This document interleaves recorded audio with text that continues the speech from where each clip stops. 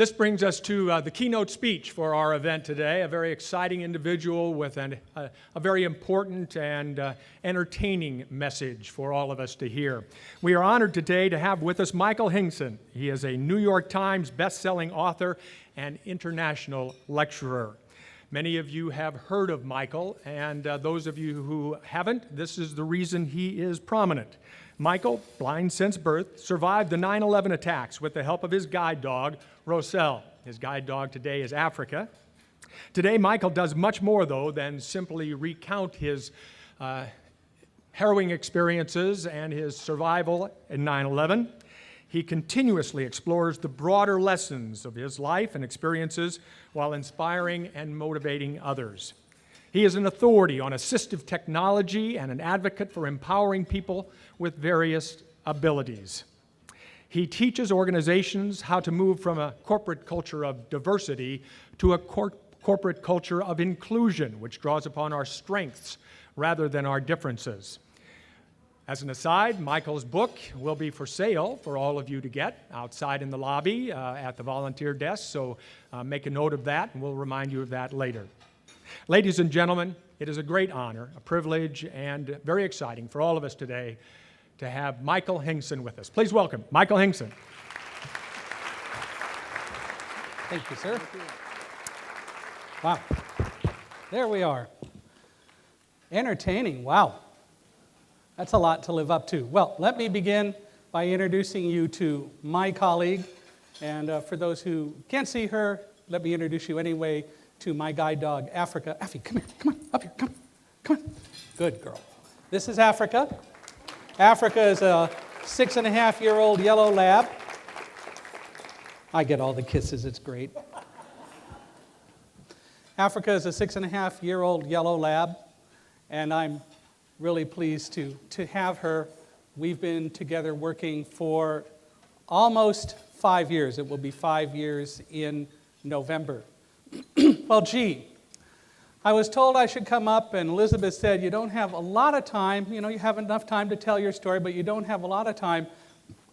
But she said, how do I let you know when it's time for you to stop? You know, it's the usual, the little light bulb or something to get you off over the head. And then she said, well, I know what, we'll just hold up a sign. So I'm going to tell you right now, I'm speaking until I see the sign.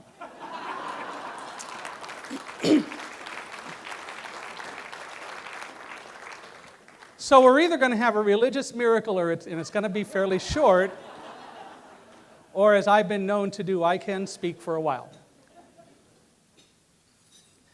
You know, this concept of persons with disabilities, disabled persons, whatever you want to call it, and I believe that it is more important to say persons with disabilities, but the problem that I have is what we define as a disability. Let me put it in perspective. If this room, well, let me do it a different way.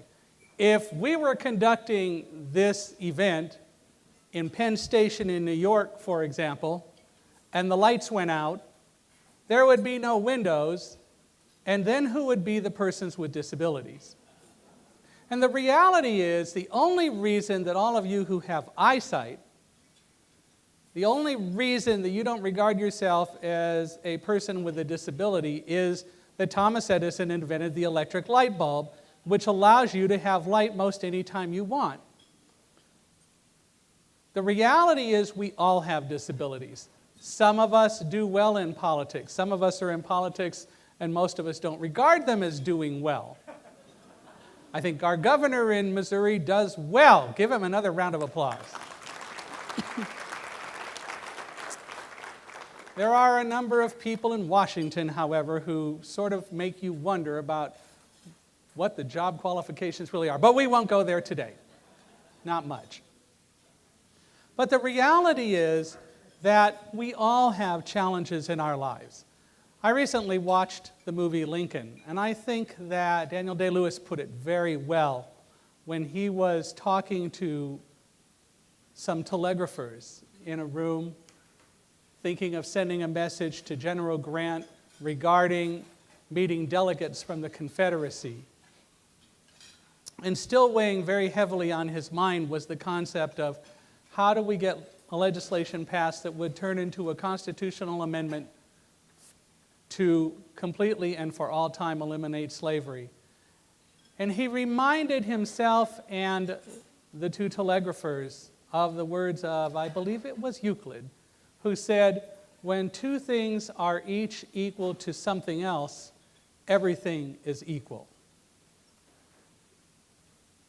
Under the Declaration of Independence, under the Constitution, in Lincoln's Gettysburg Address, and in so many ways, our Constitution talks about, and specifically it's stated more than once, all men, well, all people, because we won't deal with the political correctness of the times, but are created equal.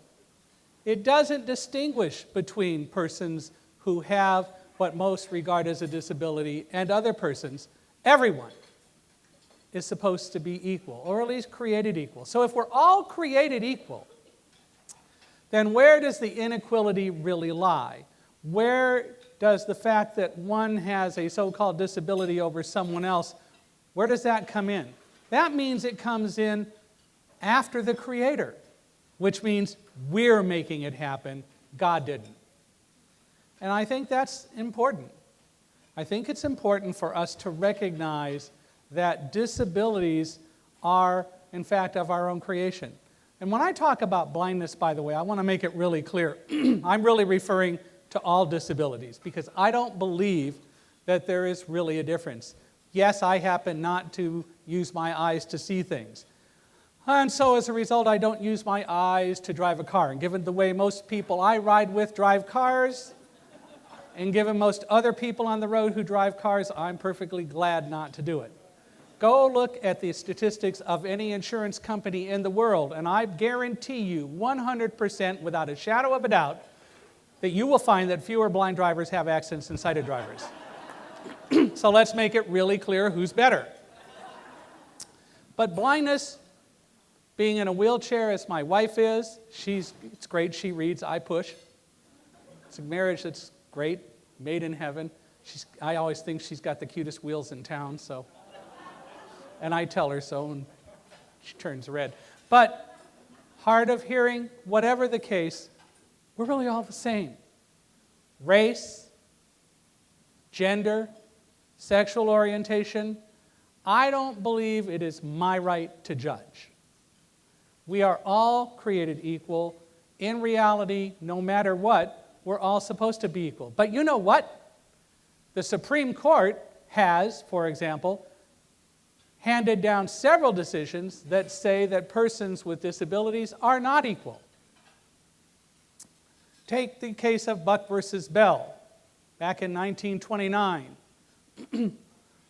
Ms. Buck was a person who was, in the words of the courts at the time, feeble-minded. Sounds like many congresspeople I know. Okay, never mind. Feeble-minded. And was at the state facility in Pennsylvania for epileptics and feeble-mindedness. And the superintendent wanted to sterilize her. And the courts, up through the Supreme Court, held that that was okay because it was best for society. Now, we wouldn't think that today, but that decision still stands. In 1938, the so-called Fair Labor Standards Act was passed. Fair in quotes. Because in that law was a provision that said that persons with disabilities could be paid less than the minimum wage if an agency, organization, or company applied for an exemption from said minimum wage requirement for an individual, assuming that that person could not compete in the workforce. And so that became the law. At the time, the law stated that a person could be paid no less than 75% of minimum wage, but as the sheltered workshop lobby grew, that floor became 50%, and today there is no lower limit. As a result, there are persons with disabilities, physical disabilities specifically that I can think of, who are paid as low as 3 cents an hour. And the argument is, why change that because we don't want them to lose their SSI. The head of Goodwill calls the people who oppose that law today elitists. The reality is there are several 100,000 workers in this country who are being paid less than minimum wage, most of whom could work competitively if the right job were found. But we have workshops and other agencies in this country that specifically take the position that they should be allowed to pay less than minimum wage, even though management, specifically presidents of those organizations, may be making $500,000, $750,000, and in some cases as high as $1.2 million in salaries and bonuses. But their workers are being paid less than minimum wage. That's not work. It's supposed to be that they're being trained to go into the workforce. But when they're there 30 and 40 years, that's not training, and it certainly isn't right. And now, there are those who are trying to get the Congress to pass legislation as part of the Workforce and Reinvestment Act to put rehabilitation, RSA, under the Department of Labor and require that rehabilitation services send people to the workshops. Folks, we have to stop that. Everyone in this room should be contacting their congressional people, especially their senators, and telling them that is not acceptable. We are as normal as anyone else in this world, period.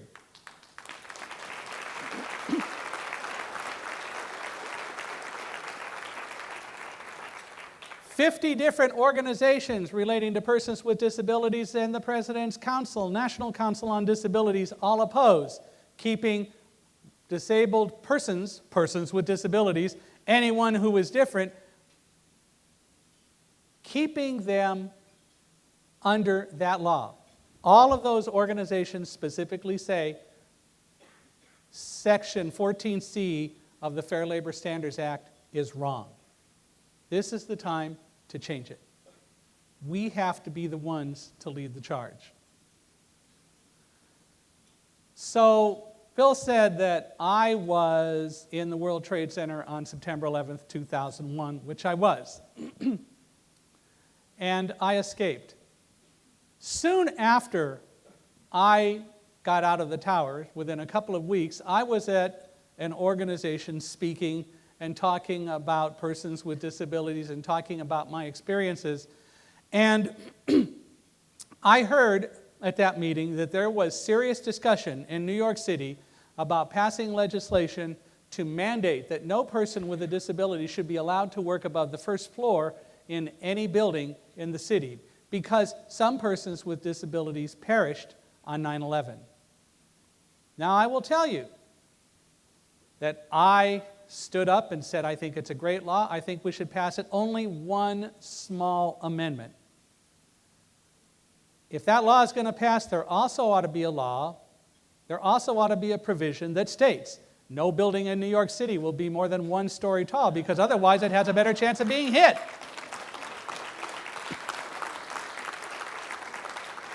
Where is the logic? The presumption is that we can't do what everyone else can do. Well, I'll be glad to bring down some Braille and see how many of you illiterate people can read it. Unfortunately, there are all too many blind people who can't read Braille because our educational system in specific, has not taught them Braille, and that's unfortunate. The reality is we have the same rights and ought to be treated equally. That doesn't mean exactly the same, because what I need to function isn't what someone in a chair needs to function, or someone who can't hear, or someone who is dyslexic, or someone with other disability. We have to be understanding. And that's why I talk about inclusion versus diversity, because I can't tell you the number of times that I have spoken somewhere at a diversity conference only to hear people talking about sexual orientation and other things such as that, and not once mentioning disabilities. Diversity is not all it's cracked up to be.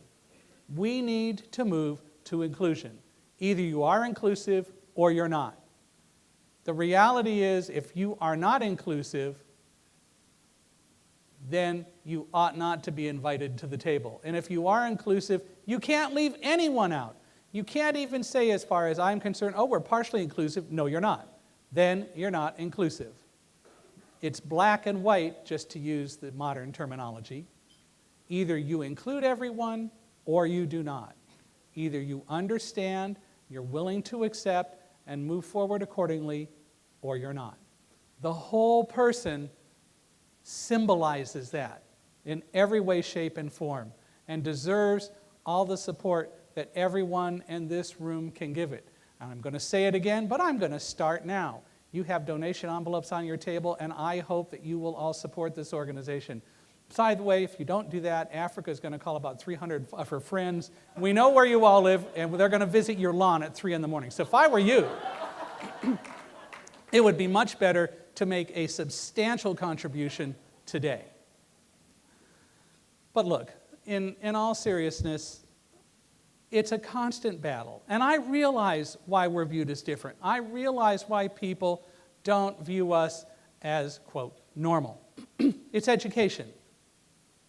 I know why not all blind people or maybe other persons with disabilities have challenges, but specifically I can talk here about blindness, because blindness is feared more than any other disability. In fact, a Gallup polling organization says that 76% of all people in our country fear blindness over any other disability. That's a fact. It's because we think there is only one way to do things. The reality is every one of us in this room who has any kind of a disability is living proof that there is not just one way to do things. Every one of us proves daily that we're as normal and as capable as anyone else, just we're not going to do it the same way. And that should be okay. And more important, that should be enough. I grew up with parents who were told by my doctors when it was discovered that I was blind at 4 months due to being born prematurely. My parents were told to put me in a home because, after all, a blind person could never amount to anything, and all I would do would be to damage the family dynamic, and that they should put me away because I could never amount to anything in the world. My parents rejected that.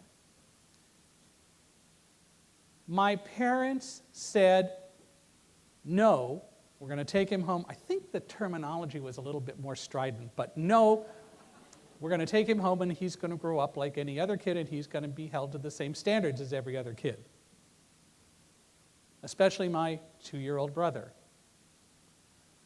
So I grew up not even thinking about being blind as being different. I went to school.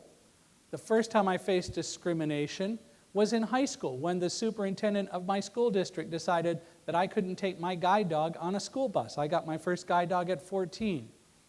And the school district had a rule that said no live animals allowed on a school bus. My father fought the decision. My father had an 8th grade education, but went to the library and studied the law. We knew that California had a law that said at that time it was a felony to deny a blind person accompanied by a guide dog access to any public place, any common carrier. My father went and studied and learned from Black's Law Dictionary that a common carrier included school buses by case law. We took it to the board. The board, after hearing both sides, after the chair of the board, a lawyer, told the board that my father was correct, and my father said, if you guys don't do the right thing, one of you is going to spend a year in jail. But the board voted with the superintendent, who was an arrogant son of a gun.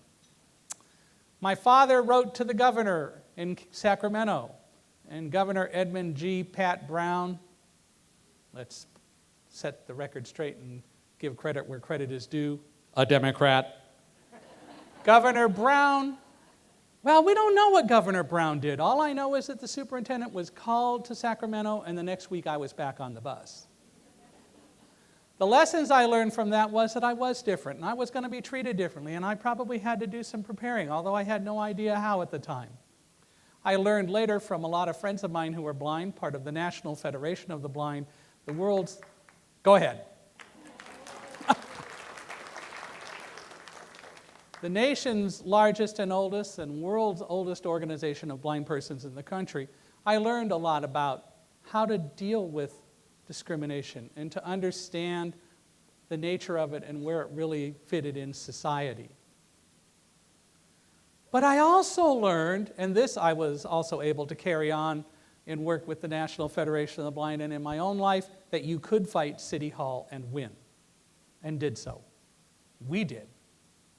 Years later, I was part of an effort to fight the insurance industry that said that no person with a disability could get insurance, or at least not without being rated extremely high, because persons with disabilities, especially in our case, blind persons, had a higher chance of having a higher mortality rate at an earlier age.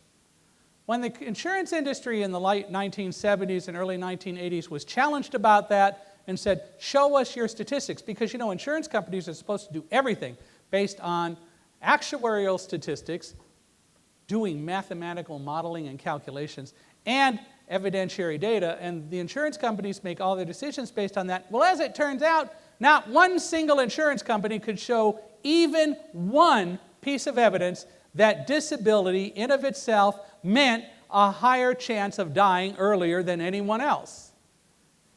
And so, by the time all was said and done, in the early 1980s, legislation was passed in every state in the Union. The National Association of Insurance Commissioners passed legislation that said that no person with a disability could be discriminated against on the basis of that disability in purchasing life insurance unless or until such time as the insurance industry can provide actuarial statistics or evidentiary data demonstrating that we really had a higher mortality rate. Now, I understand that diabetes that might cause blindness and a person blind from diabetic retinopathy is a different story, because diabetes is statistically something that we know can cause death earlier. But blindness in of itself, being born premature, being subjected to oxygen, and as a result of that going blind, having retinas that didn't develop properly, that causes a body to have a higher mortality rate?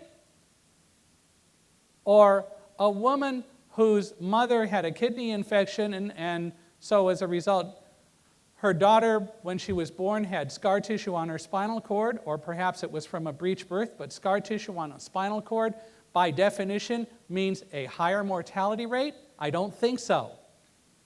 And today, because of the efforts of the National Federation of the Blind and other organizations of persons with disabilities, the law was changed, and society has changed its stand, hopefully forever. But I don't believe for a minute that overall society's attitudes have really substantially changed. I travel and speak hoping to help change that.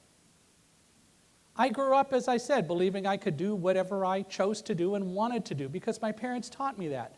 I went off to college and I got a college degree, a master's degree in physics from the University of California at Irvine. Didn't blow up the university. I caused less damage than some of the other students on campus. I could tell you stories. I was just a quiet kind of guy, had a radio show on Sunday night, the KUCI Radio Hall of Fame, from 6 to 9, playing old radio shows and having a good old time. And I rode a bike over for a couple of years to the station, lugged my own tape recorder because our equipment got stolen. And I worked at the radio station, had a great old time doing all that sort of stuff, got my degree, did my share of practical jokes on campus.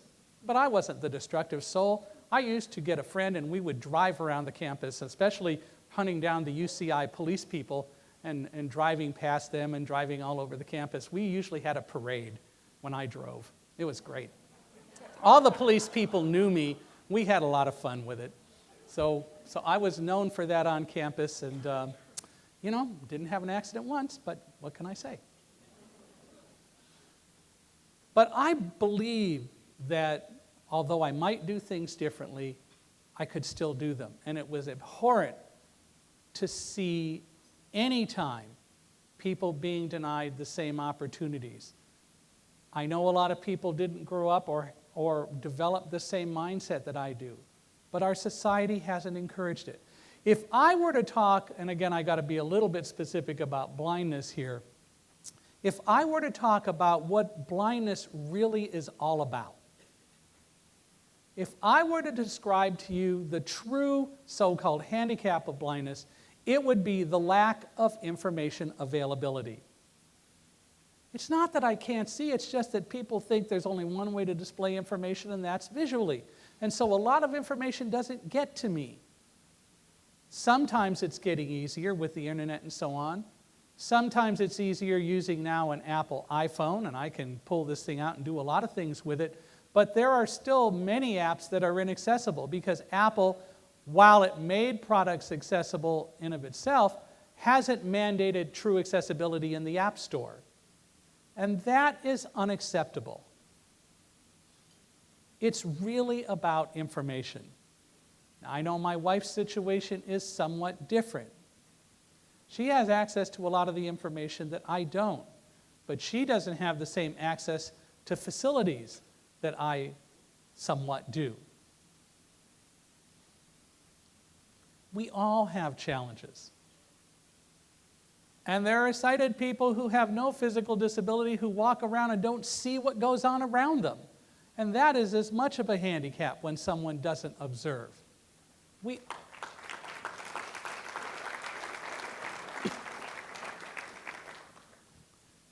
And I'm amazed at the things that people don't observe from time to time.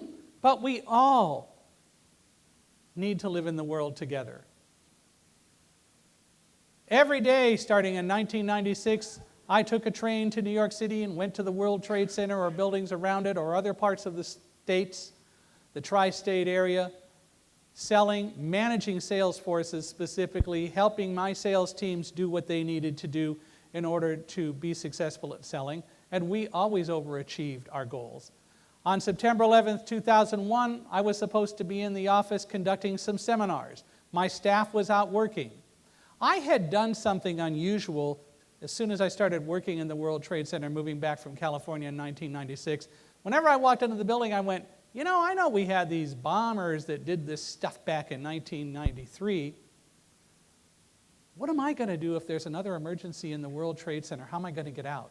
I spent days learning how to travel around the World Trade Center. Not with anyone's help, because that isn't going to do me any good, and it wasn't going to do me any good. I had to explore, and it got to the point where eventually I had to work really hard at getting lost because I knew the complex. I made the dog, Roselle, and before her, Linny, go different ways to get to every place I needed to go because I didn't want the dogs to get in the habit of going one way to get anywhere. So I knew how to travel around the complex as well as how to get around New York City and wherever I needed to go. On September 11th, I was in the office with a colleague, David Frank, and David was there because he had account responsibilities for some of the people who were coming into our seminars. We had 50 people coming into one of 4 seminars in the course of the day. Our first early arrivals had gotten there. David was there. At 8:45, David and I were preparing a final list of attendees for the Port Authority downstairs because they required it, when suddenly we heard a muffled explosion. The building kind of shuddered, and then it began to tip. I'm holding up my arm for those who can't see it. I'm now tipping it slowly toward you, and that's what the building was doing. It just kept tipping and tipping and tipping and moving in one direction where we were on the 78th floor, facing sort of southwest. The building kept tipping. We moved about 20 feet. We had no idea what was happening. Our guests were in our conference room. David and I were in my office. David said, "What do you think that was?" I said, "I don't know. You think it was an explosion?" He said, "I don't know. It doesn't seem like it. We didn't really hear one. And why is the building sort of tipping and it just doesn't seem right?" He says, "What do you think it is?" I said, "I have no idea." However, I grew up in Palmdale, California, which is right on the San Andreas Fault, earthquake country. I knew that building moves, go stand in the doorway. So I did. David was holding onto my desk on the other side right near the windows. What do you want? He's from the Bronx. He doesn't know anything. Roselle was asleep under my desk, and the 3 of us stood there. David and I felt finally that we had moved so far that the building was going to break off and that we were going to take a 78-floor plunge to the street. We said goodbye to each other. And then the building stopped, and it slowly started moving back the other way as I now am moving my arm to be more vertical again.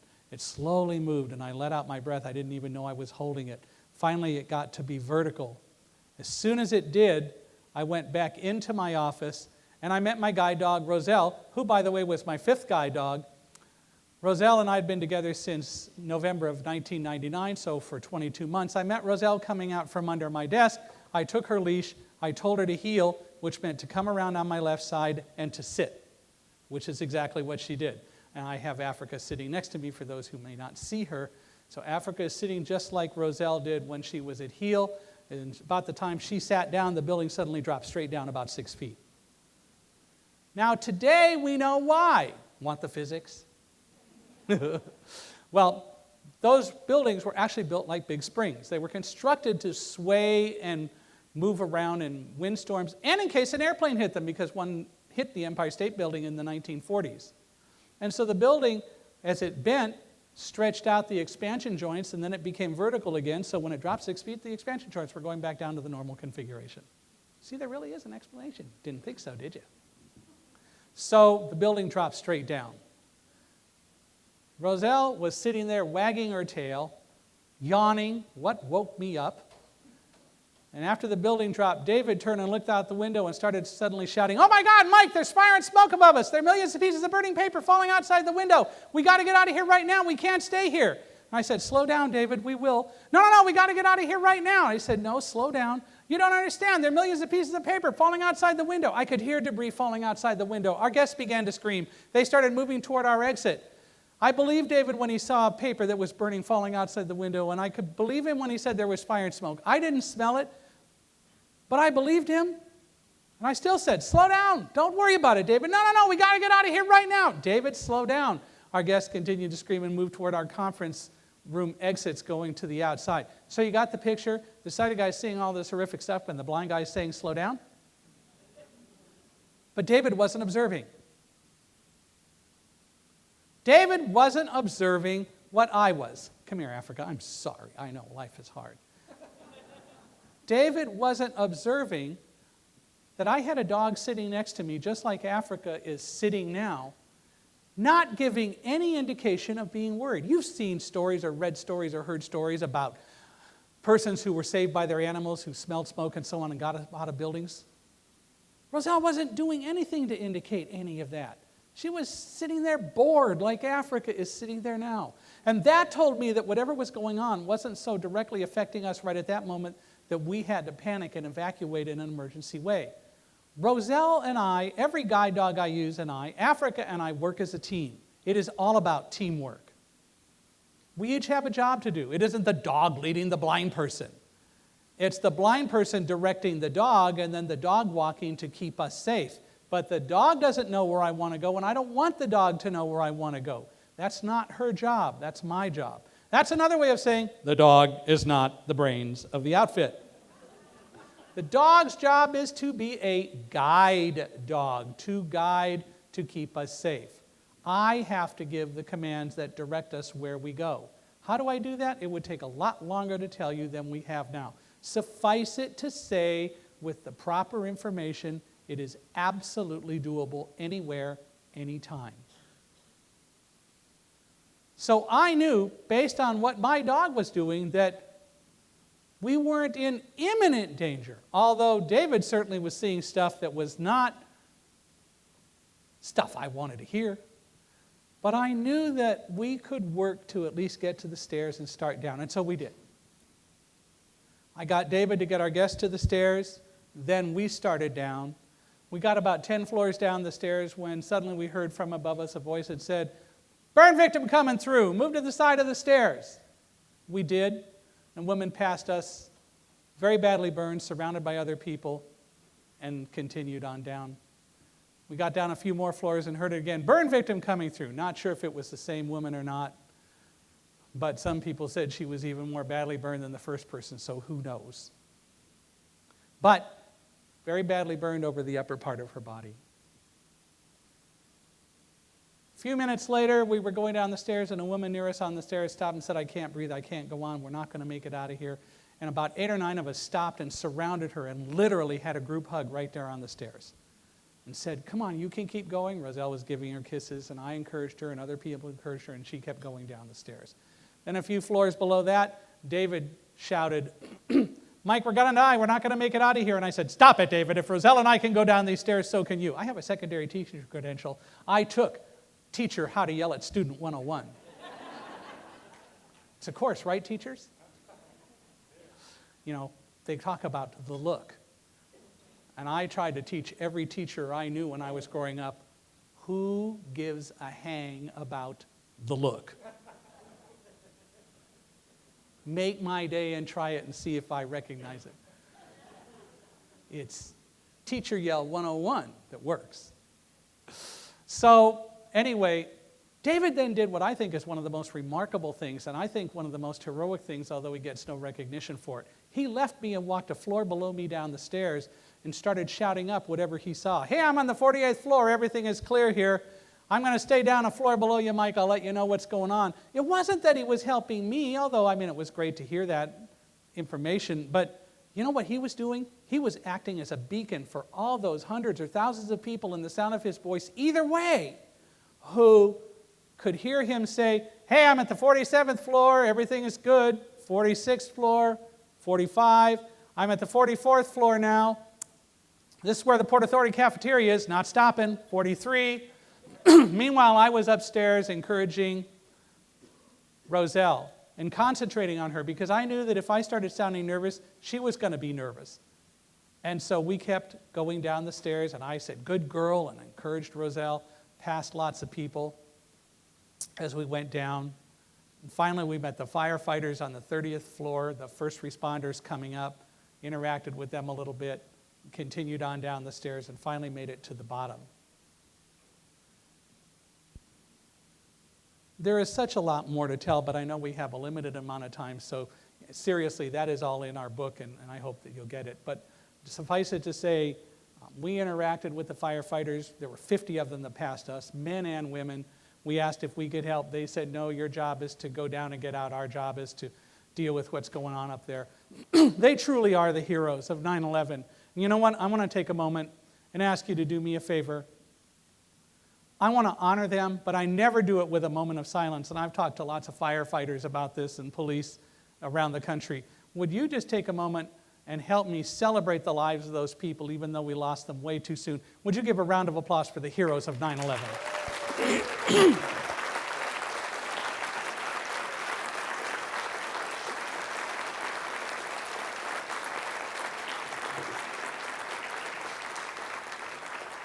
So we kept going down the stairs. We got to the bottom, as I said. And as we came out, the water was more than ankle deep with water. There were water sprinklers actually on in the stairwells to keep a curtain of water between the stairs and the outside to keep fire from going one way or another if it came. And we got outside into the lobby of Tower 1, and then people were yelling, go this way, don't go over there, go this way. And it was all about getting people not to go outside, but to go through the shopping mall, the arcade, between all of the towers to an area as far away from the towers as we could be, and to get us out that way. We made it outside. Then David said when we were outside, Mike, I see fire in Tower 2. We didn't know. So we stood there for a second. We were told to leave the area. We went to Broadway. We started going north on Broadway. And we got to Ann Street. So we were sort of diagonally across from Tower 2. David said, I want to stop and get some pictures of the fire. We saw it from where we left the building, but we were told to leave, so we couldn't ask any questions. We didn't take time to ask. David took out his camera. He started taking pictures. I took out my phone. I tried to call my wife, Karen. I couldn't get through. I had just put my phone away, and David was putting his camera away when suddenly we heard this rumble, and a police officer yelled, get out of here, it's coming down right now. And we heard this rumble that turned into this deafening roar. I describe it as kind of a combination of a freight train and a waterfall. Tower 2, maybe 100 yards or so away from us, was collapsing. Everyone turned and ran. David ran, he was gone. I turned Roselle around 180 degrees, and I started running back the way I came, down going south on Broadway. There was a building right to my right-hand side. I could hear there was a little of an overhang above me, so I stayed as close to the building as I could as I heard debris raining around me, falling onto the ground. I was struck by a few small pieces of rock. We just kept running. I kept telling Roselle, hop up, which is a command to speed up, go forward, keep going. We got to the corner of Fulton Street and Broadway. We turned right on Broadway, caught up to David. David realized that he had left me and was going to come back and get me, but I got up to him before he could do that. He had started apologizing. I said, David, don't worry about it. Let's keep going. The building's coming down. We just kept running. And then we were engulfed in the dust cloud. All the dirt and debris of the breakup of Tower 2. It was so thick, as David said, you couldn't see your hand 6 inches in front of your nose, and I'm holding my hand about 6 inches from my nose. We just kept running. I could feel the dirt and debris going down my throat into my lungs with every breath I took. We knew we had to get out of that stuff because we were going to suffocate if we didn't. So I started looking for an entrance to my right next to us is where the building was. And I kept telling Roselle, right, as we ran. Suddenly I heard an opening. Roselle obviously did see it. I didn't know whether she could hear me or see me, but she obviously did see it because she turned right, she took one step, and she wouldn't go any further. So, being a good guide dog handler, assuming I was working with a good guide dog, I kind of stuck a foot out to see what obstacle there was, stuck my hand out along the wall, found a stair rail. She had stopped at the top of a flight of stairs. She had done her job perfectly. I didn't care what was going on, she got a big hug right there. We walked down the stairs into the Fulton Street subway station. There was a woman crying at the bottom of the stairs saying, help, I can't see, my eyes are filled with dirt, I can't see. It's one of those sighted people that didn't learn how to walk or work in an alternative way, right? See what I'm talking about? Anyway, teamwork immediately took over. I took her arm because I was close to her. I said, hey, don't worry, I happen to be blind, but I've got my guide dog here. Roselle will make sure that neither of us fall down the stairs, and you're not anywhere near them anyway. You're okay. Clean out your eyes. You're okay. Just hang on to me. I introduced myself. She introduced herself. Her name was Carol. We stood there for a few minutes, and then a guy came up from the stairs in the subway system further down. He introduced himself to us. There were about 8 or 9 of us there. His name was Lou. He took us down to an employee locker room in the subway station, and there we stood and sat, coughing and hacking. There was a water fountain there, and we were there for about 15 minutes. Then a police officer came and said, you got to get out of here right now. It's clear up above. You can't stay here. We followed him up the stairs. We left the complex of the subway station, and as soon as we got outside, David looked around and he said, Mike, oh my God, there's no Tower 2 anymore. And I kept thinking back to that sound. I can only describe it as kind of a combination of a freight train and a waterfall, the building collapsing, metal clattering, glass tinkling, and then this white noise sound of the building collapsing. We stood there knowing that the tower was gone. Then we just turned and walked west on Fulton Street some more. We walked about 10 minutes, then we were in this little plaza when we heard the freight train waterfall sound again, and we knew it was Tower 1 coming down, our tower. See, we were in the better tower, it lasted longer. No, actually, other architectural and physical, well, not architectural, but physical reasons, the way the planes hit the building. But it came down. David looked and saw another dust cloud coming at us, so we ran to get out of its way. We covered our faces, and we waited until everything had died down and passed. Then we opened our eyes and looked around, and David said, oh my God, Mike, there's no World Trade Center anymore. And I said, what do you see? And he said, all I see are fingers of fire, hundreds of feet tall, pillars of smoke. The towers are gone. To think in a blink of an eye, we had been there for 3 hours just minding our own business. Now, literally, in the blink of an eye, it was gone. I took out my phone. I tried to call Karen. I had tried before Tower 2 collapsed, and I couldn't get through, but this time I was able to. And she is the one who told us how both towers had been attacked by terrorists flying hijacked aircraft. One had hit the Pentagon, and a fourth was still missing over Pennsylvania. We spent the rest of the day getting home, and then started to try to make sense of it. The media got my story. On the 14th of September, I made my first of 5 appearances on Larry King Live. In early 2002, I was offered a job to be national public spokesperson for Guide Dogs for the Blind, and we moved back to California. And my job was to help raise funds for the organization by telling our story. I had done it many, many times.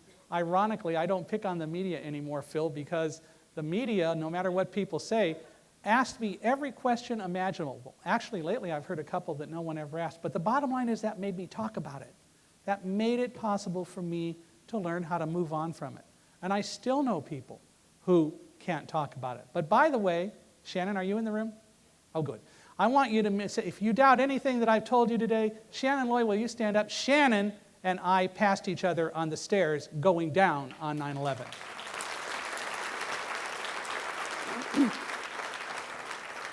Shannon and I have corresponded a couple times through emails, but we had never met until this morning.